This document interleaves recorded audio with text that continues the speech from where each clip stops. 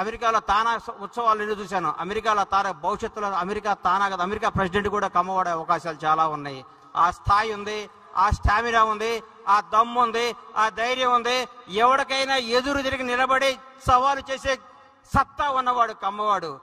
చెరువులో పడ్డాడు ఈత్తం చూసాం, వాగులో పడ్డాడు కొట్టుకురావటం చూసాం, బోర్లో పడ్డా పైకి లేచేవాడే కమ్మవాడు. మామూలుగా బోర్లో పడితే ఎవరైనా చచ్చిపోతారు, బోర్లో పడ్డా పైకి రాగలిగే కెపాసిటీ ఉన్నవాడే కమ్మవాడు.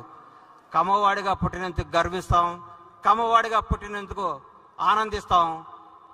ప్రతి ఒక్కరికి చెప్తున్నా, లేని కమ్మ పిల్లల్ని కమ్మ ఒక్కరిని ఆశీర్వదించండి, ఆదుకోండి, వీలైనంత సహాయం చేయండి. మేము పెద్ద పెద్ద కంపెనీలు పెట్టాం, మేము పెద్ద పెద్ద డాక్టర్లు అయ్యాం, మేము పెద్ద పెద్ద ఫ్లైట్లు కనిపెట్టాం కాదు.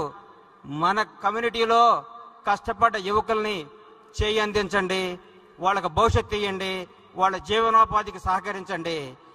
ఒక్క ప్రతి కమ్మవాడు మీకున్న స్థాయికి 10 మంది పిల్లల్ని మీ దగ్గర ఎంకరేజ్ చేయగలిగారంటే భావి తరాల్లో మన కులం, మన కమ్యూనిటీ ఉన్నత స్థాయిలో ఉండాలని కోరుకునేవాడిని. ముఖ్యంగా నేను చెప్తున్నా, రవి అస్తమించని దేశం ప్రతి ఊళ్ళో కమ్మవాడు జెండా ఎగరేస్తున్నాడని కొత్తగా తెలియజేసుకుంటున్నాం.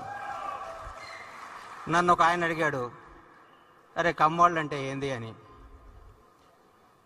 ఉదయాన్నే సూర్యుడితో గొడవ పడుతూ ఎప్పుడొస్తావని లేపేవాడు, అవసరమైతే సూటు ఇప్పి నాటేసేవాడు, ఆకాశం వైపు కసిగా చూసేవాడు, అవకాశం కోసం ఆశతో ఎదురు చూసేవాడు, నిజాయితీగా మాట్లాడేవాడు, ఎంత కష్టం వచ్చినా ఆత్మాభిమానాన్ని తాకట్టు పెట్టకుండా విజయం కోసం పోరాడేవాడు.